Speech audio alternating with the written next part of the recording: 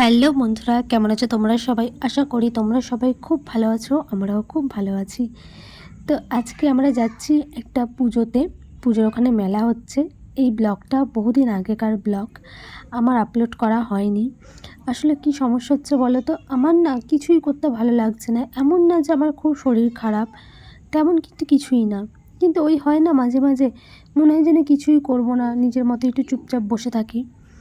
সেটাই হয়েছিল আমার সাথে। মানে গত 1 থেকে 1.5 মাস বলতে পারো, আমি কোনো না ব্লগ আপলোড করছি, না কোনো শর্টসে মন দিয়ে কোনো কিছু করছি। কিছুই ভাল লাগছে না।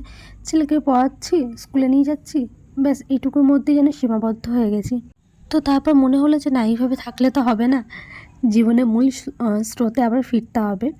তো এখানে আমাদের অলাইচণ্ডী পুজো হচ্ছিল। তো সেই উপলক্ষে ছোটোখাটো একটা মেলা বসে। ওই বেশি না, 7-8টা দোকান হয়তো বসেছে। তো আমরা সবাই মিলে, মানে আমরা সবাই বলতে আমি, আমার বোন আর আমাদের পাশের বাড়ির 2 বোন, তো আমরা ঠিক করলাম যে মেলায় যাব 1 ঘন্টা, বাচ্চাদের নিয়ে একটু মজা করব, বাচ্চারাও মজা পাবে। তো আমরা মন্দিরে যাওয়ার আগে না, এই 2-1টা দোকান বসেছে, সেটা পার করে মন্দিরে যেতে হয়। তো মেয়েদের মন, ঠাকুর দর্শন আগে না করে কি কি এসছে সেইগুলো দেখছি। তো তারপর বললাম যে না, আগে মায়ের দর্শনটাই করে নিই। তো এই যে এখানে এসেছি, একদিকে মন্দির রয়েছে আর একদিকে স্টেজ রয়েছে, যেখানে প্রতিদিন অনুষ্ঠান হয়। আর এখানে দেখো কত ঢাকি এসছে। আর মায়ের মূর্তিটা দেখো কি অপরূপ, কি সুন্দর লাগছে না মাকে দেখতে। এটা কিন্তু জামাই ষষ্ঠীর সময় হয়েছে, হ্যাঁ পুজোটা। তো বুঝতেই পারছো অনেক দিন হয়ে গেছে। আর জামাই ষষ্ঠীর সময় না আমাদের বাড়িতে গত 2 বছর ধরে কোনো জামাই ষষ্ঠী হচ্ছে না। তার কারণ হচ্ছে আমার বর বাঁকুড়াতে থাকে, আমার বোনের বরেরও সেরকম একটা ছুটি থাকছে না। আর ওর কাজের চাপ না থাকলেও ও বলছে যে, মানে আমার বর আসছে না, ও একা একা আসতে ওর ইচ্ছা করে না।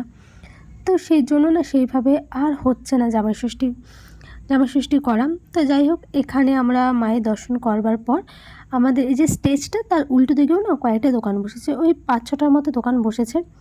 তো সেখানেই এলাম। বাচ্চারা তো কিছু কিনবে, না কিনলে তো ওদের ভালো লাগে না। তো ওরা মেলায় আসেই কিছু কেনাকাটি করবার জন্য।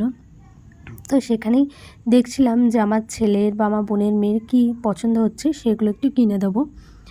তো ওদের কিনে দেওয়া হয়েছে। তারপরে এখানে জাম্পিং যে ট্রাম্পেট, জাম্পার যেটা থাকে, যেখানে বাচ্চারা জাম্প করে, বিভিন্ন ধরনের খেলা খেলে এইখানে। তো সেখানে বাবুকে বললাম তুমি চাপবে? ও বললো হ্যাঁ মা চাপবো।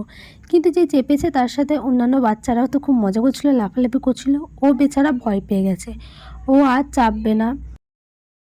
তো ওকে আবার নামিয়ে নেওয়া হলো। তো দেখো, ও প্রচণ্ড ভয় পেয়ে গেছে, চুপ করে বসেছিল। তো ওকে নামিয়ে ভুলিয়ে ভালিয়ে আবার আইসক্রিম খেতে দিলাম। সব বাচ্চারাই আইসক্রিম খাচ্ছিল।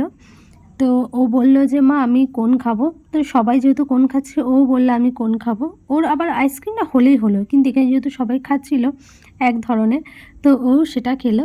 তো সব বাচ্চাদের আইসক্রিম খাওয়ানোর পর আমরা সব বড়রা ঠিক করলাম যে ফুচকা খাবো। মেলায় এসেছি, আবার ফুচকা খাবো না? তো এইখানে আমরা লাইন দিয়ে দাঁড়িয়ে পড়লাম। এখানে ফুচকা দোকান একটাই ছিল, তো স্বভাবত একটা দোকান, তো ভিড় তো হবেই। তো এই যে ইনি এখন আলু মাখছেন। আর আমার সাথেই হয় কিনা জানি না, আমি যখনই যেখানে ফুচকা খেতে যাই আলু শেষ হয়ে যায়। সে ফুচকা খাওয়ার আগে সেখানে দাঁড়িয়ে থাকতে হবে, এমনিই লাইন দিয়ে দাঁড়িয়ে থাকো, তারপরে যখন আবার নিজের লাইনটা আসবে, সময়টা আসবে, তখন আবার আলু শেষ হয়ে যায়। তো যাই হোক, এখানে আলু মাখা হচ্ছে। তো তারপর আমরা সবাই মিলে ফুচকা খেলাম। আর আমার ছেলেকে এখানে দাঁড়িয়েও একটু মজা করছিল, গান হচ্ছিল। আমি ওকে বলছিলাম বাবু একটু নাচবে? ও বলছে না, এখানে অনেকে আছে, আমি নাচবো না। তো এখানে ওরা 2 বোন এখন খাচ্ছে। প্রথমে আমরা 2 বোন খেয়ে নিলাম, ওরা বাচ্চাগুলোকে দেখছিল। এখন ওরা দুজন খেতে ফুচকা খাচ্ছে, আমরা বাচ্চাগুলোকে দেখছি। কোনো বাচ্চা তো আর শান্ত না, যার জন্য একসাথে আর খেতে পারলাম না।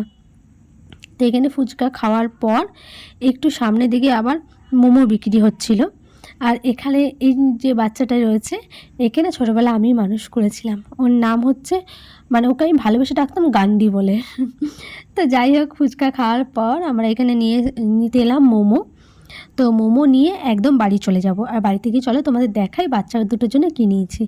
বাবুর জন্য দূরবীনটা নিয়েছি, আর আমাদের পুচকেটার জন্য এই পুতুলটা নিয়েছি। তো ছোটো ব্লগটা কেমন লাগলো অবশ্যই তোমরা কিন্তু জানিও।